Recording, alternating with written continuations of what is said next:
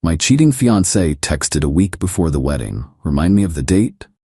I replied, don't worry about it. Then I canceled the wedding and used the deposit for a freedom party. Minutes later, her father was screaming on the phone after her card was declined. I'm Matthew, 32 male. I feel like I need to write this all down to prove to myself that it actually happened. It all started last Tuesday. T-7 days until the wedding. I was sitting at my desk, surrounded by seating charts and vendor contracts, trying to wrangle the final details of what was supposed to be the best day of my life. For the past year, my relationship with my fiancée, Lisa, 29, had felt off. There was a distance I couldn't bridge.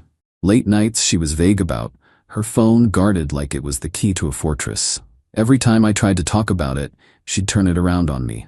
I was being insecure. I was letting the wedding stress get to me. I loved her, so I chose to believe her.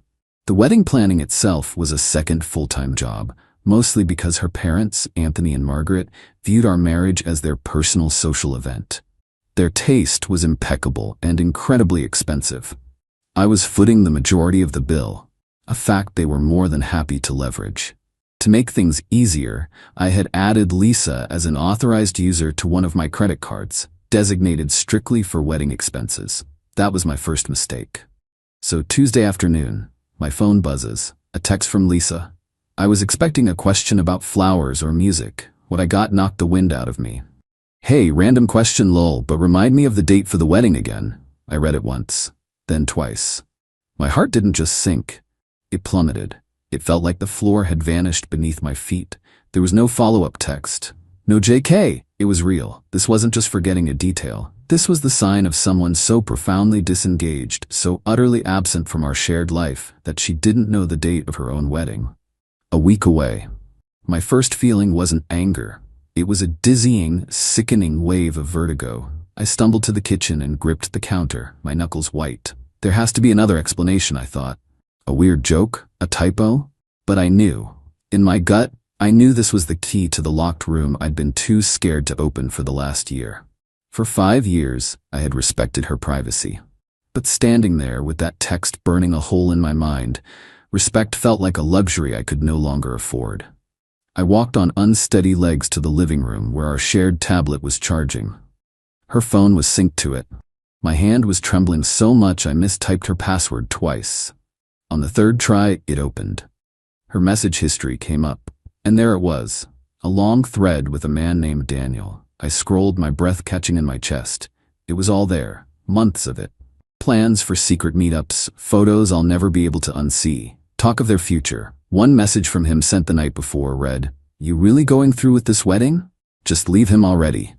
Her reply, sent less than an hour before she texted me, sealed it. I have to. It's too complicated to explain, but after, it'll be our time, I promise. The sickness I felt turned into something else. The chaotic, churning emotions inside me began to cool, to crystallize into a single, hard point of clarity.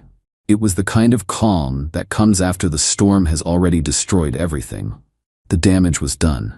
All that was left was to deal with the wreckage. My hands were steady now. My first action was to reply to her text. Don't worry about it. My second action was to call the venue. A beautiful, historic estate that cost a fortune. I spoke to the manager, Betty. My voice was hollow, but polite. I explained the wedding was canceled. She was professional, expressing sympathy before gently reminding me that the $20,000 deposit was, per the contract, strictly non-refundable. She did say, however, that I retained a venue credit for that amount, valid for 1 year, that could be used for any future event. At that moment, I couldn't imagine ever throwing a party again. I just said thank you, I'll keep that in mind, and ended the call. My third action was to call my credit card company. I told the representative that my card had been compromised and that an authorized user needed to be removed immediately. I gave her Lisa's name. She confirmed Lisa's card would be declined from that moment forward and that a new card with a new number was on its way to me. I then began the heartbreaking process of calling my parents, my sister, and my groomsmen to tell them the wedding was off. Before I could get through that list, my phone rang. The caller ID was Anthony. I took a deep breath and answered, "Hello?" "Matthew, What in God's name is going on? It wasn't a question. It was an accusation, fired through the phone at full volume. Margaret's card was just declined. Declined at the tailor's. She was paying for my final fitting. Are you trying to humiliate us? I held the phone an inch from my ear. Hello, Anthony, I said, my voice devoid of any emotion. There's no stunt. The wedding is canceled. That card was for wedding expenses. There is no wedding. The card is no longer active. There was a strangled, sputtering sound. What do you mean canceled? You can't just cancel. We have people flying in. The announcements have been made. Yes, I can, I said, the cold clarity holding me steady. It's done. I hung up before he could respond. The silence in my apartment was deafening. I walked to the window and looked out at the city lights, not really seeing them. The adrenaline was fading, leaving a vast, empty space behind. The storm was just beginning. Update 1. Thank you all for the comments and DMs. I've read every one. It's strange how messages from strangers on the internet can make you feel less alone, but they do. The 24 hours after my original post were a siege. My phone was bombarded with calls and texts from Lisa, her parents, her siblings, her aunts. I put it on Do Not Disturb and let them scream into the void. Lisa eventually came to my apartment and banged on the door for nearly an hour. I sat on my couch, listening. The cycle was predictable. Pleading, Matthew, baby, please talk to me. Confusion, I don't understand what's happening. Anger, you can't just do this. Open the door. And finally, manipulative sobs, you're breaking my heart. How can you be so cruel? Later, a long email from Margaret arrived. It was a masterclass in narcissistic rage disguised as maternal concern.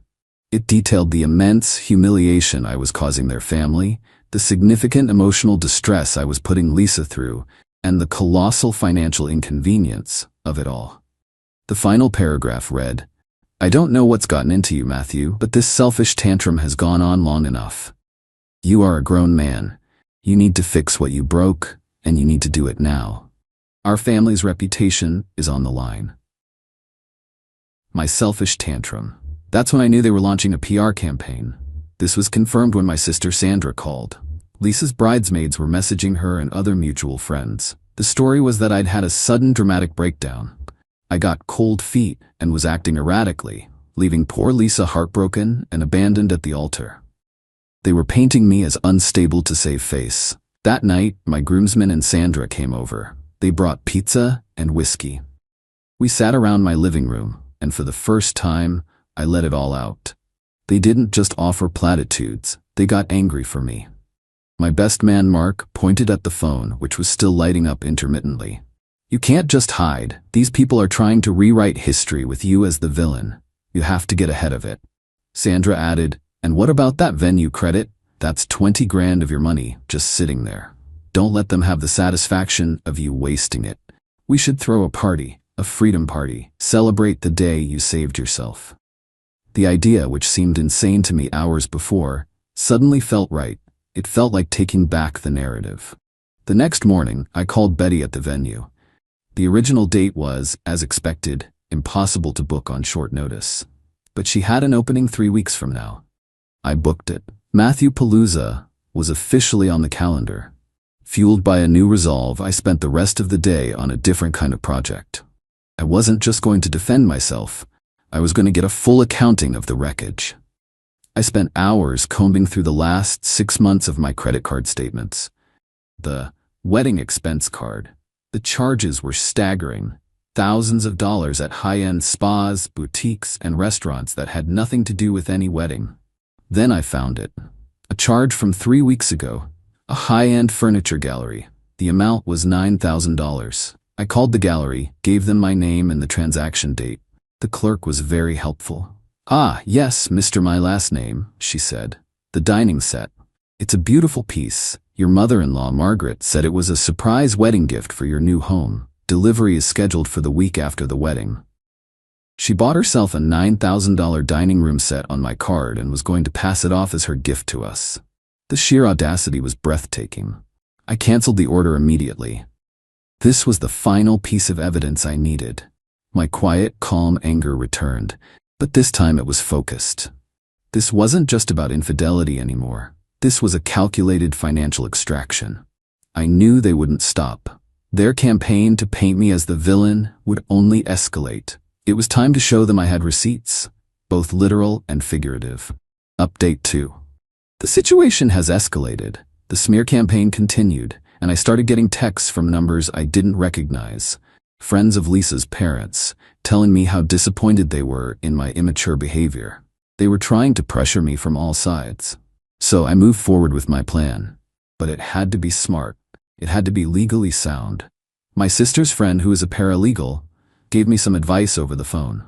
You can't hold their property hostage. That's illegal, she said. But returning gifts is proper etiquette. Informing the gift givers of the circumstances is your prerogative, and suing for documented expenses is your legal right. What you do with that information is up to you. Her words gave me a new, much better idea. Not raw revenge. Strategic justice. First, I created 2 meticulously detailed spreadsheets. The first spreadsheet was an inventory of every wedding gift that had arrived at my apartment from Lisa's side of the family and their friends. I listed the item, the sender, and the retail value. The total was well over $30,000. The second spreadsheet was my bill of damages. It listed every single non-refundable deposit and personal expense I had incurred based on a direct, documented request from Lisa or her parents. I had the emails and texts to back up every line item. The $5,000 non-refundable deposit for the specific band Margaret insisted on. Darling, we can't have just any band. The $2,500 for the custom ice sculpture of their family's golden retriever. The $9,000 for the canceled dining set Margaret tried to buy herself. The $3,000 for specific floral arrangements her mother had to have. Non-refundable plane tickets I'd bought for 2 of her cousins who couldn't afford it, and on and on. The grand total of their specific, documented demands came to $24,750. Then, with Sandra's help, I drafted a letter. It was calm, professional, and absolutely devastating. It was addressed to Anthony and Margaret. The letter stated the following: that I was in possession of numerous wedding gifts from their friends and family. That proper etiquette demanded these gifts be returned to the original senders. That each gift would be returned with a personalized note from me. The note would thank them for their generosity and briefly, factually explain the reason for the wedding's cancellation and the gift's return. Due to Lisa's infidelity and the subsequent discovery of significant, non-wedding related expenses charged to my accounts. It then mentioned the second spreadsheet, a copy of which was included with the letter. It laid out the $24,750 in costs I had incurred directly due to their requests. Finally, the offer: they had 10 business days to wire me the full $24,750 as reimbursement. If they did, I would agree to return the gifts to them in a single, discreet drop-off for them to handle as they saw fit, with no accompanying notes. My silence, essentially. If the deadline passed, I would proceed with my original plan of returning every gift directly to their friends, complete with the explanatory notes. The threat wasn't illegal. It wasn't extortion. It was a choice. They could either quietly reimburse me for the money they'd effectively squeezed out of me, or I would systematically and politely dismantle their social reputation, piece by embarrassing piece. I was giving them the opportunity to choose the privacy they so clearly valued over the money they felt entitled to. I sent the letter via certified mail, with signature required. The ball was now in their court. I didn't know if they'd call my bluff, but for people obsessed with appearances, I knew explaining this to their entire social circle was a nightmare scenario. I was betting that their pride was, for once, worth less to them than their reputation. Final update. It's been a while. The dust has settled, and I finally have the headspace to write this all down. The letter was delivered on a Monday. The signature confirmation email felt like a starting pistol. For 2 days there was absolute silence. Then, the attack came, but through a different channel. Margaret called my mother. She didn't scream. She was crying. She spun a tale of a confused young man, me, throwing away his future, of a heartbroken daughter, and of a terrible misunderstanding. She begged my mom to talk some sense into me, to get me to stop this cruel crusade. My mom, who I had already told everything, was magnificent. She listened patiently and then said, "Margaret, it sounds like Matthew has everything documented. I suggest you deal with him and his sister directly. Do not call this number again. The next move was a text from Lisa to me. It was the first one since I'd ignored her at my door. It was a novel. It rambled from, I know I messed up, but I love you, to, my parents are going crazy, you're destroying our family, to, Daniel meant nothing. The final line was a desperate plea. Please, just send the gifts back to me. We can figure out the money later. Don't do this to them. This was the crack in the facade I was waiting for. She was scared. Not for me, not for us, but of the social blast radius. I didn't reply. On the 9th day, with 1 business day to spare, my phone buzzed with an email alert from my bank. You have received an incoming wire transfer. Amount, $24,750. I stared at the screen for a long time. It wasn't a feeling of victory, not yet. It was a heavy, profound sense of finality. They had paid for my silence. They chose reputation over pride. I transferred the money to a new savings account I labeled Escape Fund. As promised, I did not send the letters. Sandra coordinated with Margaret for the exchange. They were to bring a U-Haul to a storage facility near my apartment. Sandra and my best man, Mark, oversaw it. I wasn't there. I couldn't be. Sandra told me it was colder and more pathetic than she could have imagined. Anthony and Margaret didn't speak a word. They moved like robots, loading boxes, their faces tight with fury and humiliation. Lisa sat in the cab of the U-Haul, staring straight ahead. She looked small. The Freedom Party, 3 weeks later, was everything I needed it to be. It wasn't a wild rager. It was a gathering in that same beautiful ballroom, but filled with warmth and genuine support. We used the credit. I gave a short toast, not about betrayal, but about gratitude for true friendship. It was the first day I felt genuinely light. I haven't heard from them since the exchange. Through mutual acquaintances, I've heard that Lisa and Daniel are living together, but it's far from the romantic escape she'd pictured. The truth, in hushed tones, got out. My surgical strike worked. I never had to detonate the bomb, but they knew it was real. Their family is still navigating the social fallout. As for me, the healing is a process. I'm in therapy, untangling the last 5 years. Some days are still heavy. But I took the Escape Fund and booked a 2-week trip to a place with mountains and no cell service. I needed to stand on solid rock for a while. The experience taught me a hard lesson about listening to my gut, and that sometimes the most satisfying justice isn't loud and explosive, but quiet, precise, and documented. I'm scarred, but I'm free. And I'm finally, truly, okay. Thank you all for being a part of this bizarre chapter. It's time to close this account and start the next one.